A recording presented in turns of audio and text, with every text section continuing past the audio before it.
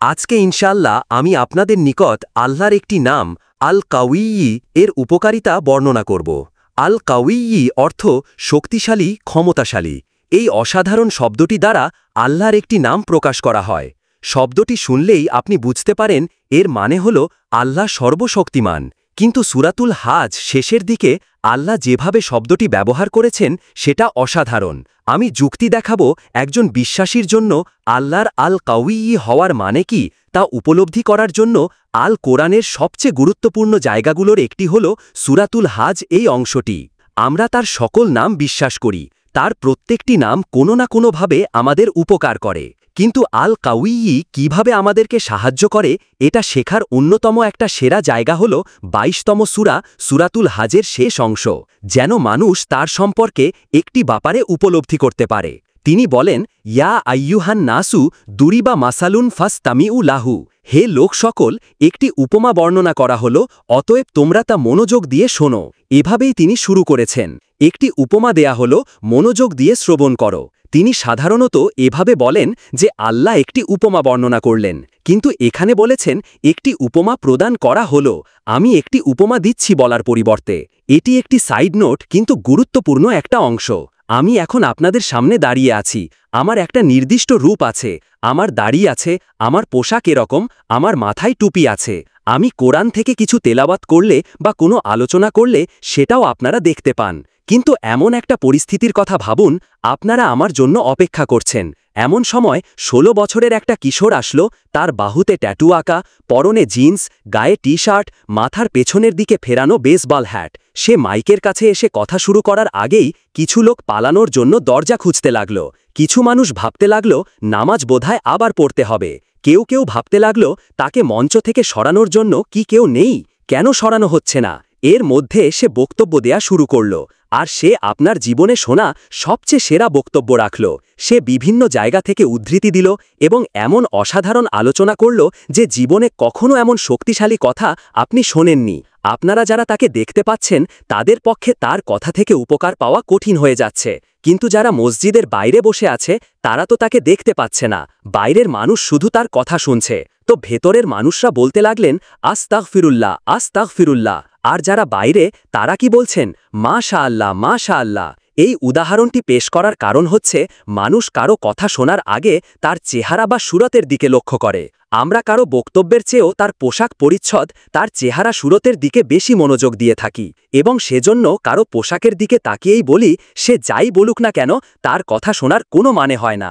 আবার আরেকজনের ক্ষেত্রে হয়তো বলি তার কথা বেশি মনোযোগ দিয়ে শ্রবণ করা উচিত, শুধু তাদের চেহারা সুরতের ভিন্নতার কারণে।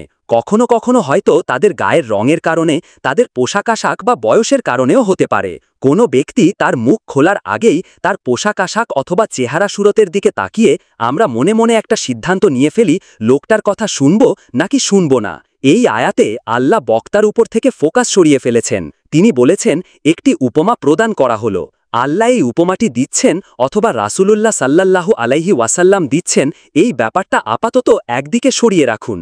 উপমাটি কে দিচ্ছে তার দিকে মনোযোগ না দিয়ে উপমাটির দিকে মনোযোগ দাও, কারণ এই পৃথিবীতে এমন বহু মানুষ রয়েছে তারা যখনই শোনে আল্লাহ বলছেন তখনই বিরক্ত হয়ে মনে মনে বলে ওঠে আবার ধর্ম নিয়ে লেকচার দিতে আসছে। যখনই শোনে রাসূলুল্লাহ সাল্লাল্লাহু আলাইহি ওয়াসাল্লাম বলছেন তখনই বিরক্তিস্বরে বলে ওঠে আবারও ধর্মীয় ব্যাপার। যখনই শোনে আল্লাহ বলছেন অথবা রাসূল সাল্লাল্লাহু আলাইহি ওয়াসাল্লাম বলেছেন তখনই তারা কথাটা শোনার আগ্রহ হারিয়ে ফেলে, তারা শুনতে চায় না। তাই আল্লাহ আজ্জা ওয়া জাল্লা এই অসাধারণ উপমা প্রদান করার সময় কি করলেন, ইয়া আইয়ুহান নাস, এই উপমাটির সমস্ত মানবজাতির জন্য। এখন মানবজাতির সবাই তো আল্লাহর কথা শুনতে আগ্রহী নয়, তাই আল্লাহ বলছেন যদিও তোমরা তার কথা শুনতে আগ্রহী নও, দুরিবা মাসালুন ফাসতামিউ লাহু, উপমাটা অন্তত মনোযোগ দিয়ে শোনো। এখন তিনি নিজের সম্পর্কে একটি বর্ণনা দিচ্ছেন। তিনি বলেন ইন্নাল্লাযীনা তাদউনা মিন দুনিল্লাহি লা ইয়াখলুকু যুবাবা, তোমরা আল্লাহর পরিবর্তে যাদেরকে ডাকো তারা কখনো একটি মাছিও সৃষ্টি করতে পারবে না। ওয়ালা বিসুত্তামা উলাহু, এবং এই উদ্দেশ্যে তারা সবাই একত্রিত হলেও এই কথা শোনার পর আপনি হয়তো ভাবতে পারেন তারা মাছি সৃষ্টি করতে পারবে না মানে কি, এই কথা বলার উদ্দেশ্য কি? আর মাছি তো খুব চমৎকার কোনো প্রজাতিও নয়, বরং মাছি হল মানুষের অভিজ্ঞতায় অন্যতম বিরক্তিকর একটা জীব। তাদের দেখলেই আপনি তাড়িয়ে দিতে চান, সাধারণত নোংরা দুর্গন্ধময় জায়গায় তাদের দেখা যায়। আর ভালো খাবারের ওপর যদি মাছি বসে আমরা মনে করি তারা খাবার নষ্ট করে ফেলেছে, তাই আমরা তাড়িয়ে দিই। আল্লাহ বলছেন তারা কখনো একটি মাছিও সৃষ্টি করতে পারবে না। ওয়াইন ইয়াসলুব হুমু জুবা বা সেই আন লা ইয়াস্তাংকিযুহু মিনহু। আর যদি মাছি তাদের কাছ থেকে কিছু ছিনিয়ে নেয় তারা তার থেকে সেটা উদ্ধারও করতে পারে না। মনে করুন আপনি কোনো খাবার খাচ্ছেন, এমন সময় একটা মাছি এসে আপনার খাবারের ওপর 1 সেকেন্ডের জন্য বসল, আপনি তখন হাত নেড়ে মাছিটিকে তাড়িয়ে দিলেন।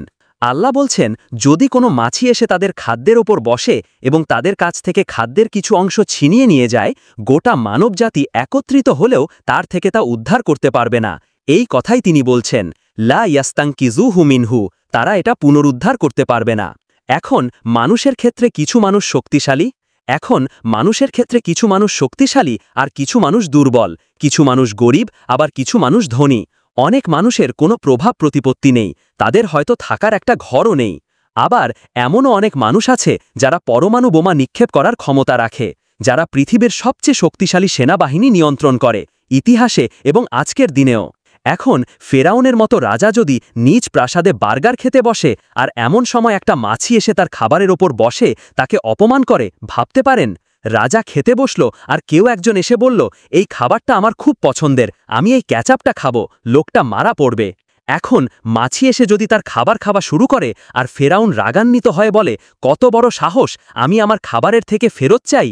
এমনকি যদি তারা মাছিটিকে ধরেও ফেলে, কি করতে পারবে? খাদ্য পুনরুদ্ধার করতে পারবে না। এই অসাধারণ উপমাটির মাধ্যমে আল্লাহ সুবহানাহু ওয়া তাআলা আগেরকার দিনে যারা মূর্তি পূজা করত তাদের নিকট একটা ব্যাপার পরিষ্কারভাবে তুলে ধরলেন। এমন মূর্তিপূজকদের অনেকেই তাদের মূর্তির সামনে খাবার পেশ করত। তারা দুধ, মধু, চকলেট, আইসক্রিম, আমি জানি না, যাই আনুক না কেন মূর্তির সামনে এই খাবারগুলো পেশ করত। আর এই মন্দিরগুলো সাধারণত উন্মুক্ত থাকে। এখন মূর্তির সামনে যদি এমনভাবে খাবারগুলো উন্মুক্ত থাকে, কে আসবে এগুলো খেতে? মাছি আসবে।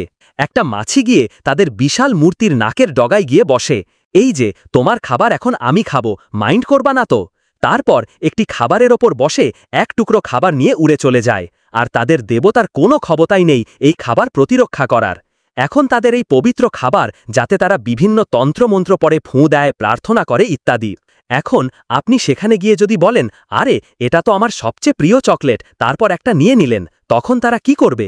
আপনার হাত থেকে কেড়ে নিবে, আর খেয়ে ফেললে হয়তো আপনাকে মারতে আসবে, কারণ তাদের মতে আপনি এটাকে অপবিত্র করে ফেলেছেন।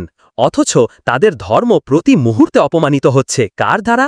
আল্লাহ বলছেন এই মাছি তোমাদেরকে শেখাচ্ছে এই দেবতাগুলো শক্তিহীন, মাছি তোমাদেরকে এটি শিক্ষা দিচ্ছে। তো আল্লাহ বলছেন আমি তোমাদেরকে ছোট একটা উদাহরণ দিচ্ছি। আল্লাহ ছাড়া তোমরা যাদেরকে ডাকো, প্রথমত তারা এমনকি একটি মাছিও সৃষ্টি করতে পারবে না। আর যদি মাছি তাদের খাবারের কিছু অংশ কেড়ে নিয়ে যায়, কিভাবে তারা এই খাবার উদ্ধার করবে? মজার ব্যাপার হলো আমি এই আয়াতটার কারণে মাছি সম্পর্কে আগ্রহী হয়ে উঠেছিলাম। কিভাবে মাছি খাবার খায় আমি সেটা জানতাম না।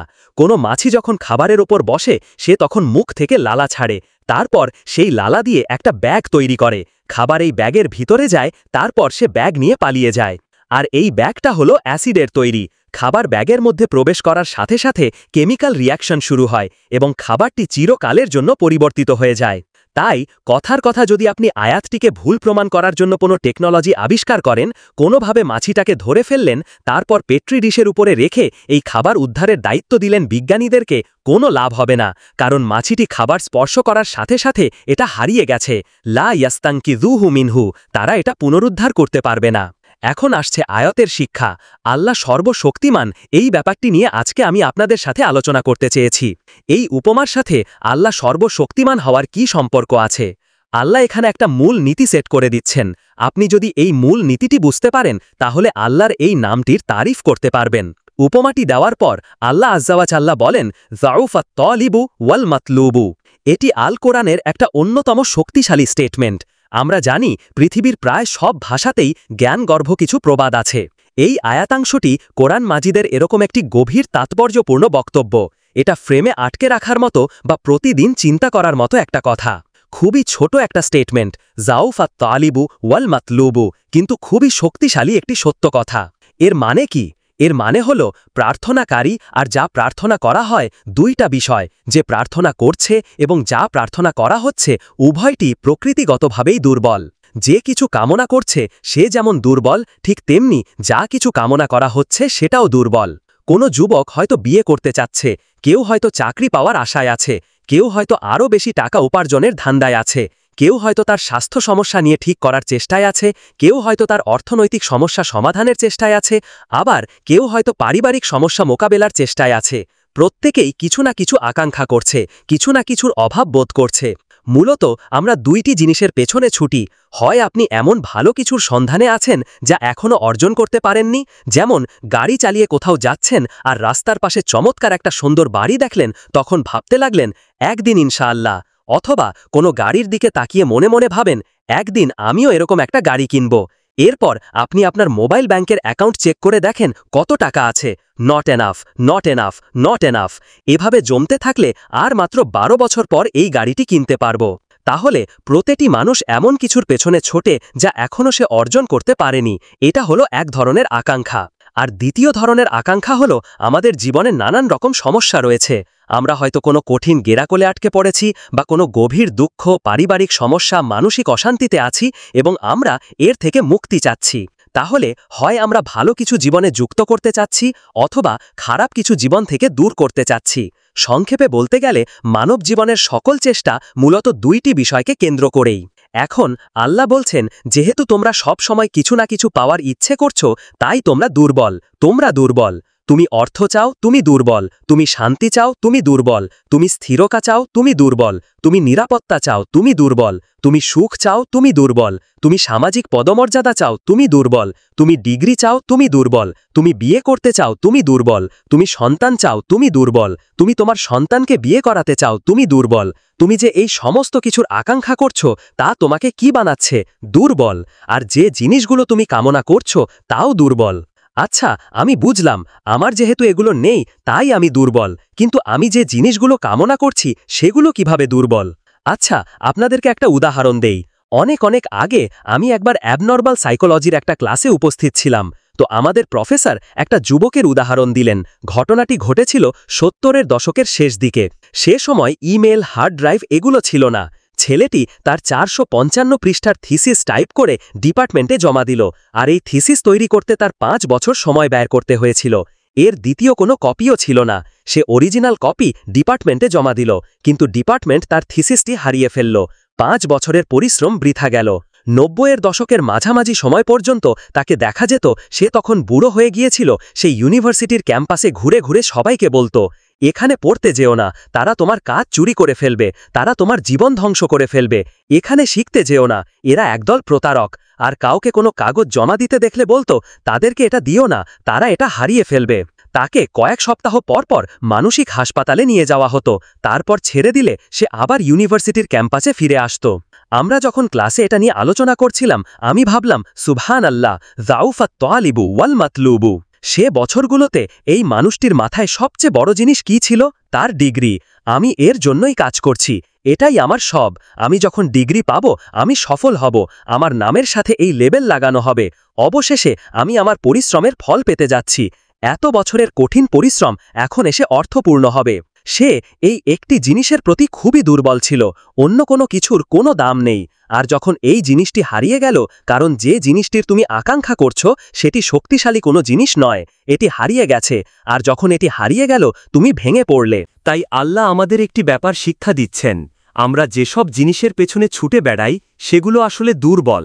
আমরা ভাবি এগুলো কোনোভাবে আমাদের শক্তিশালী করে তুলবে, আমাদের এক ধরনের স্বীকৃতি দেবে, বা আমাদেরকে আরও বেশি নিরাপদ করবে। আমরা যদি আরও টাকা কামাতে পারি তাহলে আরও বেশি সুখী হব। যদি এই সমস্যাটা কেটে যেত তাহলে সব কিছু নিখুঁত হয়ে যেত। ইস, আমার যদি একটা বাড়ি থাকত। আমরা বহুদিন ধরে এই অ্যাপার্টমেন্টে বাস করছি, প্রতি মাসে কত টাকা ভাড়া দিচ্ছি। তারপর যখন আপনি একটা বাড়ির মালিক হন, প্রপার্টি ট্যাক্স, বাথরুমের প্লাম্বিং কাজ করে না, রান্নাঘরে সমস্যা, ফাউন্ডেশন কাঁপছে, দেয়ালে ফাটল দেখা দিয়েছে, শ্যাওলা জমেছে, প্রতিবেশীরা পাগল বানিয়ে দিচ্ছে, জানালা ভেঙে গেছে, এভাবে হাজারো রকম সমস্যা এসে জড়ো হয়। ভেবেছিলেন নিজের বাড়িতে উঠলে সব সমস্যার সমাধান হয়ে যাবে। এখন শুধু সমস্যা আর সমস্যা, সমস্যা আর সমস্যা। আমরা এমন সব জিনিসের পেছনে ছুটে বেড়াই, সেগুলো কি? দুর্বল।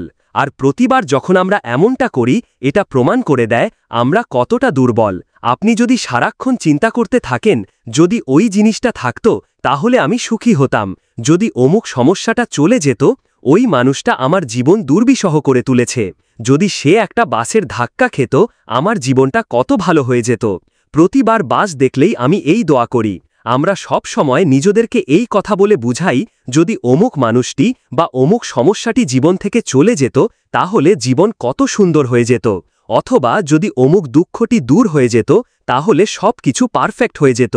যদি মানুষের পরিবর্তন হতো, যদি পরিস্থিতির পরিবর্তন হতো, যদি পরিবেশের পরিবর্তন হতো, আমরা এভাবে ভাবতে থাকি। সব কিছুর পরিবর্তন হলে জীবন সুন্দর হয়ে যেত, তাহলে আমাকে আর দুর্বল থাকতে হতো না। আমরা ভোগের উপর ভোগ করতে থাকি আর এতে পুরোপুরি আচ্ছন্ন হয়ে পড়ি। আর আল্লাহ আজ্জাওয়াজাল্লাহ বর্ণনা করছেন, জানো তুমি কত দুর্বল, তুমি একটি মাছির চেয়েও দুর্বল। দাউফাত তলিবু ওয়াল মাতলুবু। যখন তিনি এভাবে বলছেন, আমি আপনি মজ্জাগতভাবে অবিশ্বাস্যভাবে কতটা দুর্বল একটু চিন্তা করে দেখুন। আপনাদের প্রত্যেকের মাথায় বিভিন্ন জিনিসের চিন্তা আছে। প্রতিদিন আমরা এখন রোজা রাখছি, নামাজ পড়ছি, আর আলহামদুলিল্লাহ নামাজ পড়ার সময় আমরা মনোযোগ ধরে রাখার চেষ্টা করি, কিন্তু এর বাইরে আপনার মাথায় কোন চিন্তা ঘুরঘুর করে? আপনি কি নিয়ে উদ্বিগ্ন থাকেন? আপনি কি নিয়ে চিন্তা করেন? কোন চিন্তাটি আপনার মাথায় সারাক্ষণ ঘুরতে থাকে? কোন জিনিসটির ব্যাপারে ভাবেন এটা যদি থাকত, আর কোন জিনিসটির ব্যাপারে ভাবেন যদি এটা না থাকত? কারণ কারোর জন্য অসুস্থতা, কারোর জন্য ডিপ্রেশন, কারোর জন্য দুঃখ, কারোর জন্য হয়তো কোনো ব্যক্তি। কেউ কেউ ভাবেন, যদি ওই মানুষটা আমার ব্যাপারে খুশি হতো। তারা অন্য একজনকে খুশি করার চিন্তায় মশগুল থাকেন। যদি আমার বাবা আমার উপর খুশি থাকতেন তাহলে আমি সুখী হতাম, কিন্তু আপনার বাবাও তো একজন মানুষ। তিনি যদি আজ খুশি হয়েও থাকেন, কাল হয়তো তার জীবন শেষ হয়ে যেতে পারে। তারপর আপনি কি করবেন? এরপর আপনি কোথায় দাঁড়াবেন? সুতরাং আমি আর আপনি এভাবে এসব জিনিসের পেছনে ছুটতে থাকি। আর এর পরের আয়াতে আল্লাহ আজ্জাওয়াজাল্লাহ বলেন, মা কদারুল্লাহা হাক্কা কদরিহি। তারা আল্লাহকে যথাযথ মর্যাদা দেয় না। ইন্নাল্লাহা লাকাউইয়ুন আজিজ। নিশ্চয়ই আল্লাহ শক্তিধর, মহাপ্রক্রমশালী। তুমি দুর্বল, কিন্তু আল্লাহ সর্বশক্তিমান। তিনি আরও বলেন, তোমরা আল্লাহকে যথাযথ মর্যাদা প্রদান করনি। জানেন তিনি আমাকে আপনাকে কি বলছেন? তিনি বলছেন, তোমরা বিভিন্ন জিনিসের পেছনে ছুটবে, তোমরা বিভিন্ন মানুষের পেছনে ছুটবে। তুমি এই দুনিয়ার যত কিছুর পেছনেই ছোট না কেন, এর প্রতিটি জিনিসের একদিন সমাপ্তি হবে। এর প্রতিটি জিনিস দুর্বল। এই কারণে তুমিও দুর্বল হয়ে পড়েছ। এই জন্য তুমি বারবার দুঃখ ভারাক্রান্ত হয়ে পড়ছ। ফলশ্রুতিতে তুমি বারবার ক্ষতির সম্মুখীন হচ্ছ। কিন্তু শেষবারের মতো যখন তুমি এই সিদ্ধান্ত গ্রহণ করবে, তোমার যত চাওয়া পাওয়া আছে তার মাঝে সবচেয়ে বড় চাওয়া পাওয়া হলো তোমার মালিককে খুশি করা।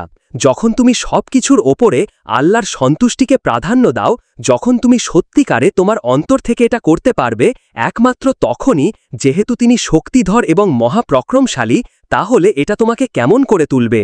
এটা তোমাকে শক্তিশালী করে তুলবে। আর যখন তুমি শক্তিশালী হয়ে উঠবে, জীবনে বিভিন্ন জিনিস আসবে যাবে, কিন্তু তোমার শক্তিমত্তার কোনো কমতি হবে না।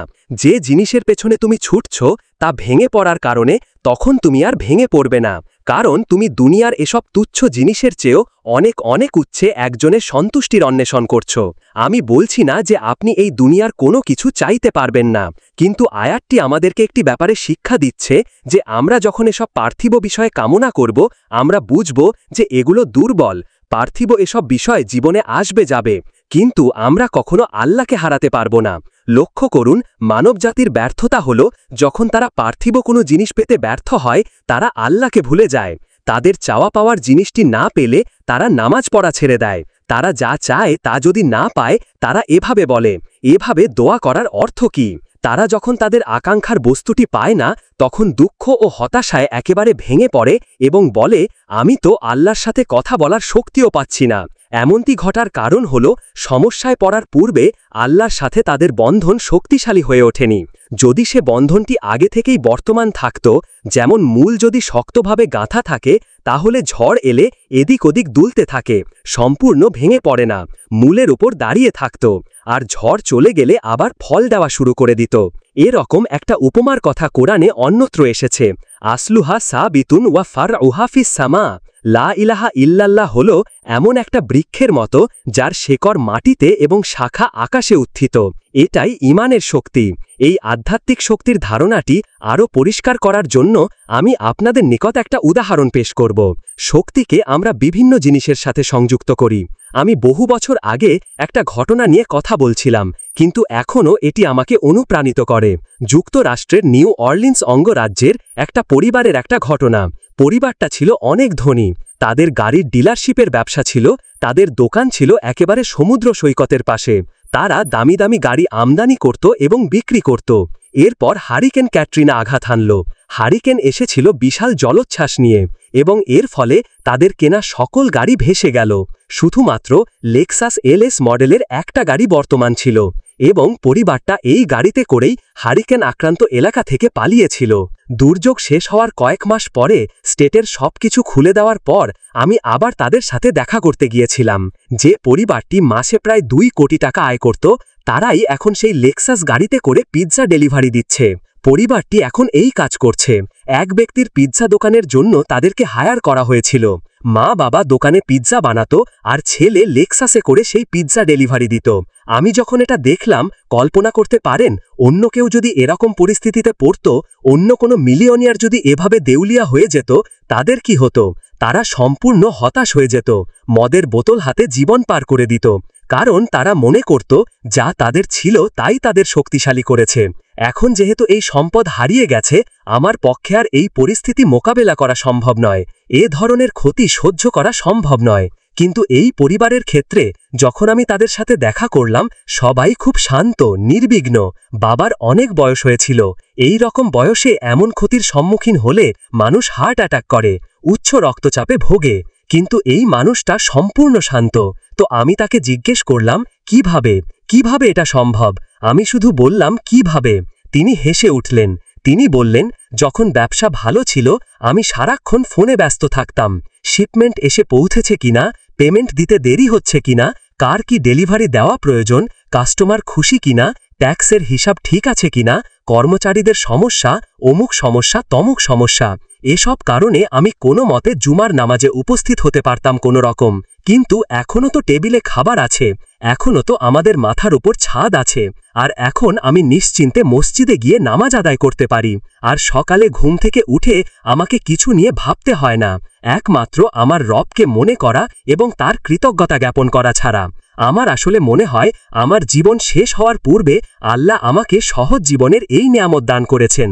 সে বাবা এটাই বলেছিলেন, কোনো সাধারণ মানুষের পক্ষে এভাবে কথা বলা সম্ভব নয়। আপনি যদি এমন কথা অন্য কোনো ব্যবসায়ীকে বলতেন, সে বলতো এই লোকটার মাথা নষ্ট হয়ে গেছে, তার সকল সেন্স নষ্ট হয়ে গেছে। আর এজন্যই এখন সে তার মাথায় এই পরিস্থিতির একটা যৌক্তিকতা খুঁজে নিয়েছে। আপনাদেরকে একটা কথা বলছি, একজন মানুষের পক্ষে কেবল তখনই এভাবে কথা বলবে যখন সে বুঝতে পারে যেসব জিনিসের পেছনে সে ছুটছে তা দুর্বল এবং কেবলমাত্র আল্লাহই শক্তিশালী।